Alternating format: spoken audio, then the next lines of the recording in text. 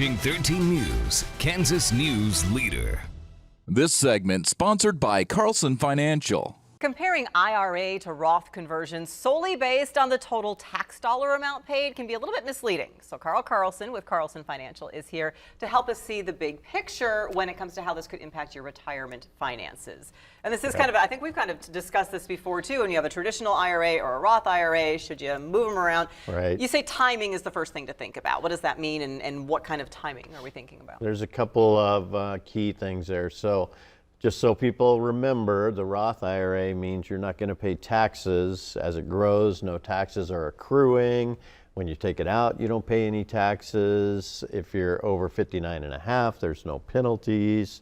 So the regular IRA, when it's growing, it's accruing more taxes, and when you take the money out, you're paying taxes. That's because with Roth, you've paid the income taxes up front. With the traditional, you could get an income tax break depending on your income right away. Right. Okay. Yep. So the IRA is short-term gain, long-term pain.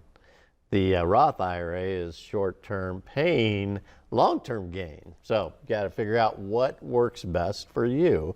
And I think sometimes maybe a little bit of both. So oftentimes people think, well, I have $200,000 in my IRA or 401k, and I need to convert it to the Roth, but it's going to be so painful because it's going to go in higher tax brackets, and I'm going to have this big tax check I'm going to have to write. Well, what you can do is just say, okay, well, instead of $200,000 all at once, you can actually split that up and say convert $50,000 each year for 4 years, and maybe it keeps it in a lower tax bracket. So you have to understand your tax brackets when it comes to when do I convert to a Roth IRA. And oftentimes people get confused between conversion and contribution. So you can contribute, but you're maxed out. If you're over 50, you can contribute $7,500. And you just heard me say convert $50,000 a year. Those are two very different numbers. So the conversion from the IRA to the Roth IRA, there's no limit. You can do however much you want. So then that requires a lot more planning to figure out what's the right amount for me. It's different for everyone. You talked about tax brackets as one thing to consider, but then you also say your financial goals and your timing on the horizon as another thing to maybe consider. Does that kind of refer to age? I know sometimes when we've talked about Roth and traditional before, when you're younger, a Roth actually is really good because it's excellent. theoretically going to grow a heck of a lot more, and so by the time you take it out, you get a great benefit. Is that what you kind of mean by taking a look at that too, in terms of if you've got a smaller traditional, because this happened with our family, there was a traditional smaller IRA, we were younger, should we pay that penalty up front and convert it? I don't know, because you see the dollar sign, like, I don't want to pay a bill. Yeah. Well, the young folks should be putting money into the Roth, because they may not even notice that little tax that they paid on their income, and then they put it in there. Long-term gain is going to be huge for them.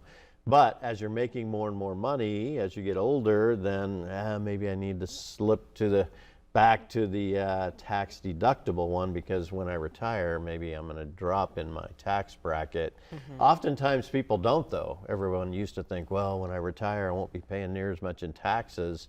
Well, what we find is a lot of our clients are paying just as much in taxes in retirement as they were when they were working. Right. What could be the impact on the retirement income if you do the traditional versus Roth? So doing the Roth is going to really help your withdrawal strategies at retirement time. So you could take money out of the traditional IRA for a while and then stop maybe halfway through the year and switch to the Roth. And so you can control your taxes a lot better with your withdrawal strategies if you have different types of tax buckets, and the Roth is a great one. And some of this also impacts estate planning, so this is where expert advice always comes into play, because there are people a lot smarter than I am when it comes to money, so we appreciate you, and a lot of things to consider. Ask for advice and plan, always your bottom lines. Thank you, Melissa. Carl, thank you. We're going to check your forecast details next.